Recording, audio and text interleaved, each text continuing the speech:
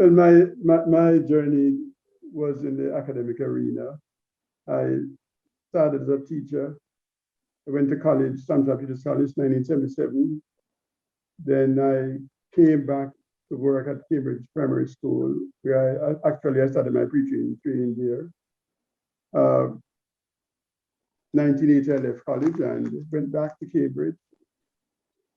My working career took me to 3 schools: Cambridge Primary, Orange Hill All Age, and Anchovy Primary. In terms of my academic journey, in terms of studying, I went to Stanford Peters College.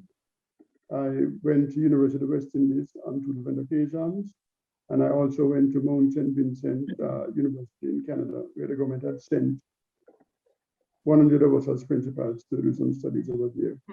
So that's where my journey took me. I've served 42 years in total in the teaching profession. And just to say that, apart from the holiday job, can you repeat that? Can you repeat those years? I'm sorry? Repeat those years that you spent in teaching? Served, yeah, my time in teaching was 42 years total. Wow. And I spent, and apart from a holiday job, which I had before that, teaching was the only job I had. So my life was just in teaching. So that's where my journey took me. If you want me to make a presentation now, I'll do it. Go ahead. Then I go ahead. Okay. Retirement is applicable to anyone in the employment arena, but not all of us plan for it. For those of us who plan to live long, it is inevitable. It is said, from the day we are born, our journey to the grave begins. We can paraphrase this to read, from the day we are employed, our journey to retirement planning begins. We are sometimes deceived by the length of the journey or the distance in years between the starting point and retirement. But don't be fooled, the years will go by quickly. And before long, gray hair, black hair will turn gray, if you still have any. Walkable distances will become drivable distances.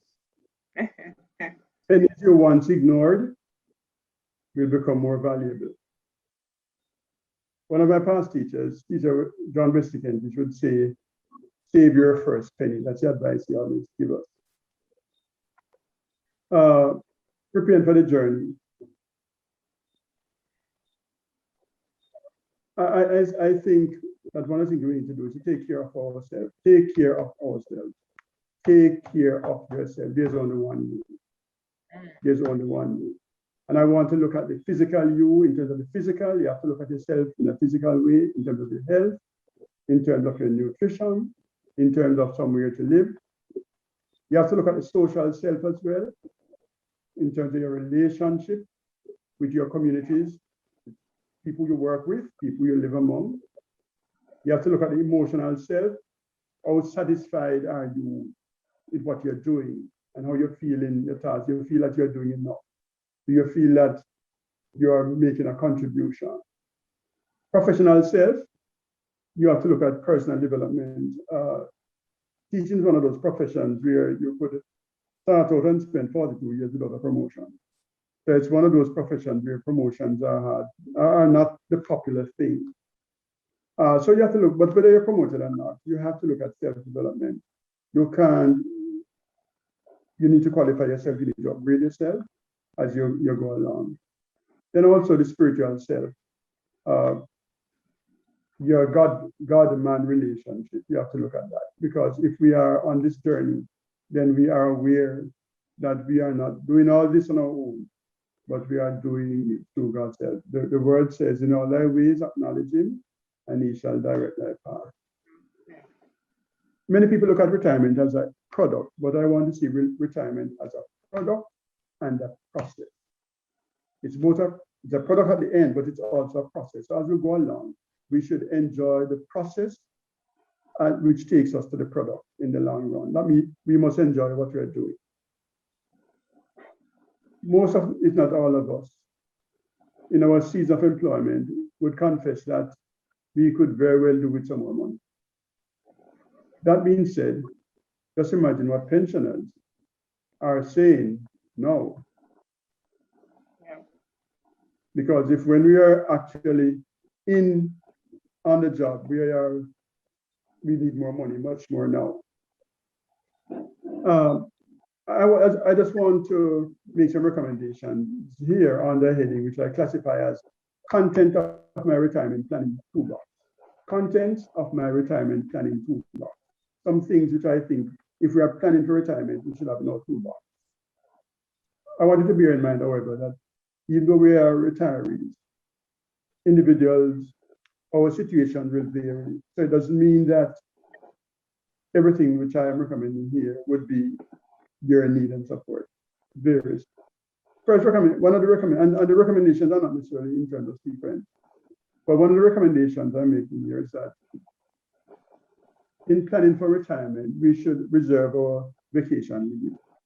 Reserve some vacation leave, because when you go on retirement, most of the time you will not get, the pension will not be processed in time for a smooth flow. So don't take all your leave, save some of your leave. So when you go on pre-retirement leave, you can have some salary coming in until the process is complete.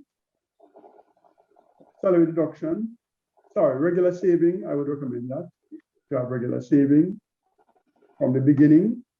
Remember I said that it's a process and a product. So from the very beginning, and remember I said that from the day your employment starts, you're on the road to retirement. So you should be saving regularly. Apart from regular savings, I think it's important for you to have salary deductions. So apart from your regular saving, which would be your hands-on saving, it is wise for you to do some salary deduction so that money does not come to you. And when you do that, forget about that money. Don't even think about it, just let it stay there. Also, we know that NHT deductions are drawn from our salaries, and we don't have any choice about that. Treat that as a saving. Some people will, every year they apply for it. No, I think you should treat it as a savings and forget all about it as well. And one of the things I think we need to do, I recommend also, that every time that you get a salary increase your savings. No matter how small the salary increase is, anytime you get it, increase your savings. The truth is, the increase you get this month, you didn't have it last month, and you survived last month. So if you survived last month, it means you can do without it this month. So you don't have to save all of it, but save some of it, increase it as you go along. I also suggest that people should live within your means. Live within your means. Don't do things because other people are doing it. Everybody, you need to know your own situation. And there's a saying that says, the Browns are not the Joneses, but they have it too. You can't follow people and do what they do. You have to live in by your own means. Also, as you're planning for retirement, in this toolbox also, house should be there. Because if you have been working all these years, at the end of the day, you're going to need somewhere to live. So if you didn't get it before the end of the day, by the end of the day, you should have that covered. And when I buy a house, I'm not talking about rental here.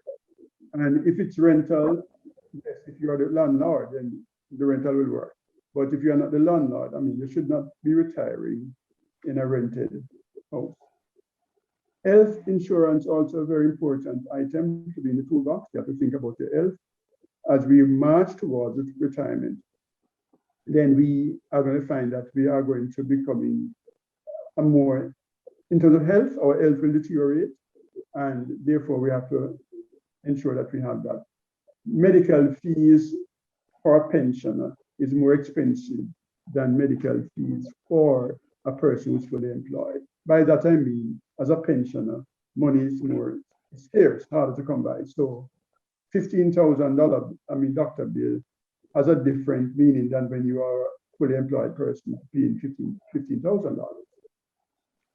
From speaking from the academic arena, I would suggest that as retired teachers going toward retirement planning, then it's important for you to attend the JTA workshops. The JTA organizes workshops for retired teachers and teachers who are going toward retirement. So by attending those workshops, information will be passed on to you. You'll get ideas so you can know what to do and how to prepare for it. Persons who are traveling officers, it would be good if you can save one of your benefits. So when you're coming out, you come out with a reliable vehicle. As much as possible, as we plan our retirement, is to try to avoid having any big bills when you retire. So make sure you get the house out of the way. Make sure you have, if it's a vehicle, get that out of the way.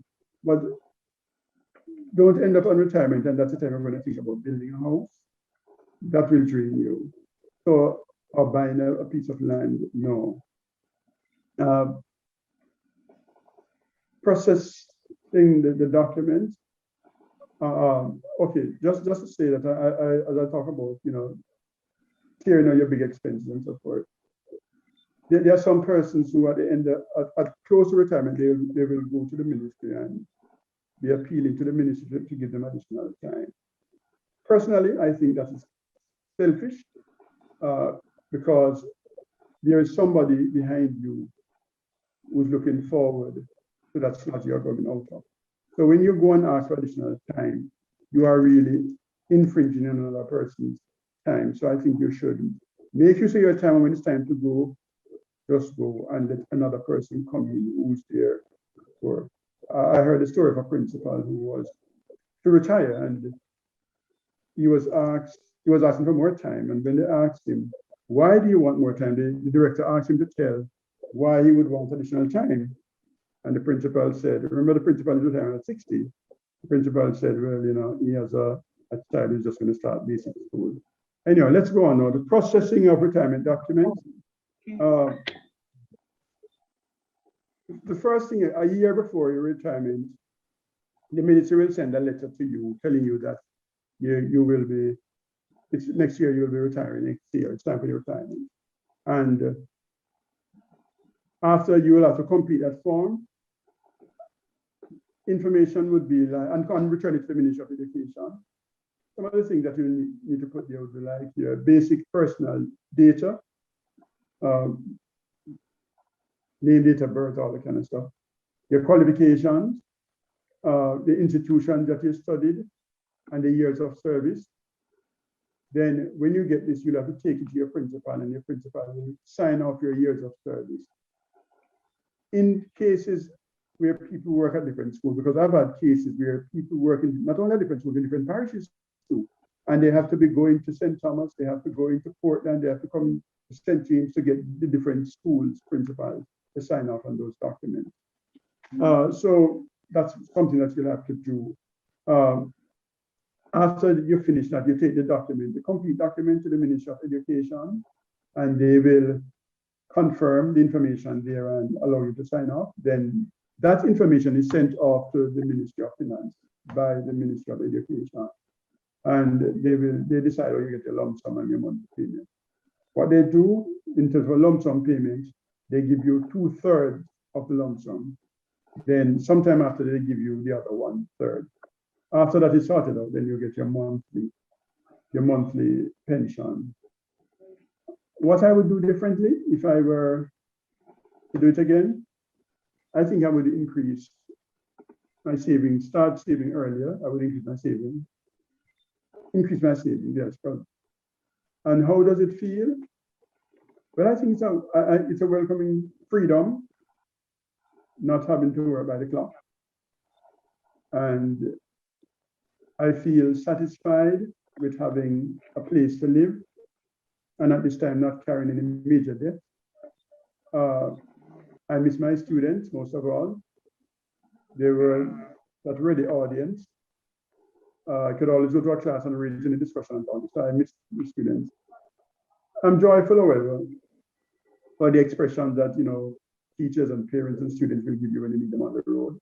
And also, I'm thankful for the opportunity that God gave me to serve. Thank you. That was a wonderful presentation, Mr. Lawrence.